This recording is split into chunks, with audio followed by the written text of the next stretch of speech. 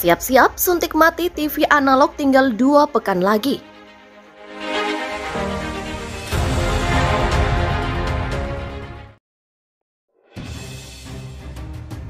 Penghentian siaran televisi atau TV analog oleh seluruh lembaga penyiaran akan dilakukan secara serentak pada 2 November 2022 pukul 24 waktu Indonesia Barat.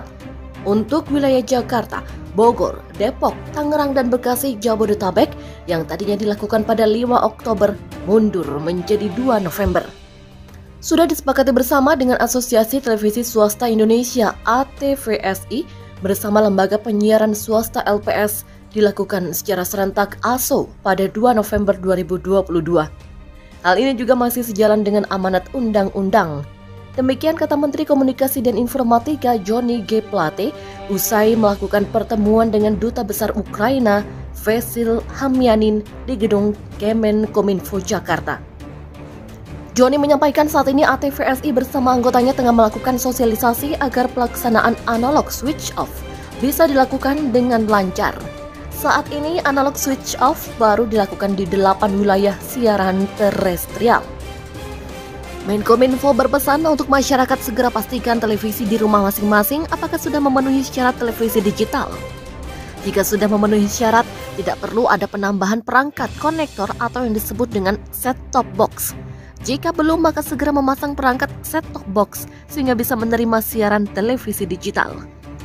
Kepada masyarakat yang dikategorikan masyarakat miskin, set-top box sesuai amanat peraturan pemerintah akan disediakan oleh pemerintah dan lembaga penyiaran swasta penyelenggara multiplexing. Menkominfo mengatakan 400.000 lebih dan sebagian besar atau lebih dari 90% untuk Jabodetabek sudah dilakukan oleh Kemenkominfo. Sedangkan untuk masyarakat menengah yang televisinya belum digital, diharapkan segera memasang set-top box. Sebelumnya, staf khusus Menkominfo bidang informasi dan komunikasi publik IKP, transformasi digital dan hubungan antar lembaga, Rosarita Niken Widyastuti menyampaikan ada 5 urgensi digitalisasi penyiaran yang perlu dilakukan. Pertama, untuk kepentingan publik agar masyarakat memperoleh penyiaran yang lebih berkualitas. Kedua, efisiensi penggunaan frekuensi guna mendorong ekonomi digital dan industri di era 4.0. Ketiga, penataan ekonomi guna mendorong ekonomi digital dan industri di era 4.0. Keempat, tersedia digital dividend untuk alokasi frekuensi broadband 5G yang akan digunakan. Selanjutnya, yang menjadi urgensi kelima adalah menghindari sengketa dengan negara-negara tetangga yang disebabkan intervensi spektrum frekuensi di wilayah-wilayah perbatasan. Perusahaan riset pasar Nielsen mengklaim pihaknya sudah siap menghitung rating atau penilaian atas tayangan kala suntik mati TV analog atau analog switch off ASO digelar. Program ASO secara serempak akan digelar pada 2 November 2022 yang artinya siaran televisi analog akan dipadamkan sepenuhnya untuk kemudian beralih ke TV digital. Representasi Nielsen kepada CNNindonesia.com mengatakan komitmen pihaknya adalah untuk memberikan dan berinvestasi pada digital dan pengukuran audiens televisi di Indonesia. Nielsen akan terus mengikuti perkembangan dan merefleksikan perubahan serta dinamika yang ada dengan memanfaatkan pemahaman yang didapat dari pasar-pasar lainnya, ditambah dengan mengandalkan para ahli untuk memberikan data pengukuran televisi yang komprehensif, terpercaya, independen yang tersedia ketika suatu negara beradaptasi dengan landscape baru TV digital. Lebih lanjut, pihaknya juga mengklaim saat ini sudah mengukur digital terrestrial TV atau DTT di rumah-rumah Indonesia yang dapat menerima siaran. Teknologi pengukuran Nielsen diklaim sepenuhnya mampu mengukur DTT dan dapat membedakan tampilan ke seluruh digital individual di seluruh spektrum digital. Dengan adaptasi industri menuju ke landscape TV digital, pihaknya juga akan mengukur pertumbuhan DTT di Indonesia. Sebelumnya, Asosiasi Televisi Swasta Indonesia atau ATVSI meminta penundaan ASO Jabodetabek 5 Oktober dengan dalih masyarakat belum siap dan risau angka penonton turun. Selain itu, riset Nielsen di 11 kota pada September 2022 mengungkapkan warga yang menggunakan terestrial analog mencapai 61%, siaran digital 21%, dan televisi berbayar 18%. Nielsen juga mengungkap angka kesiapan warga untuk beralih ke siaran digital. Rinciannya, Jakarta 43% siap, 57% tidak siap. Bandung 40% siap, 60% tidak siap. Surabaya 28% siap, 72% tidak siap. Semarang 42% siap, 58% tidak siap.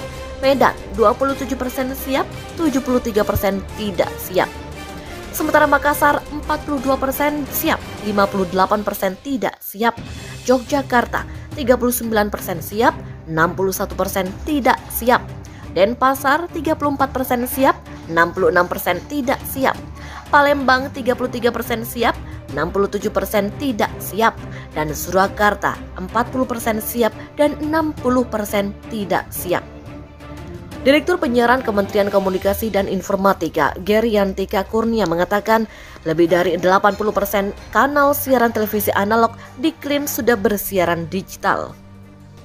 Berdasarkan survei Kominfo pada Juli 2022, sebanyak 93,21% respon dan menilai positif tentang siaran digital. Selain itu, 79,09% menyatakan sudah memutuskan akan beralih ke siaran digital dan 88,64% bersedia membeli STB secara mandiri. Sebagai informasi, Undang-Undang Cipta Kerja memberi tingkat suntik mati TV analog atau analog switch off atau ASO rampung sepenuhnya di 112 wilayah siaran di 341 kabupaten kota pada 2 November 2022. Di sisi lain, migrasi dari TV analog ke digital dinilai tak akan memberatkan warga. Sebaliknya, migrasi tersebut akan memberi keuntungan. Menkominfo mengatakan 400.000 lebih dan sebagian besar atau lebih dari 90% untuk Jabodetabek sudah dilakukan oleh Kemenkominfo. Sedangkan untuk masyarakat menengah yang televisinya belum digital, diharapkan segera memasang set-top box.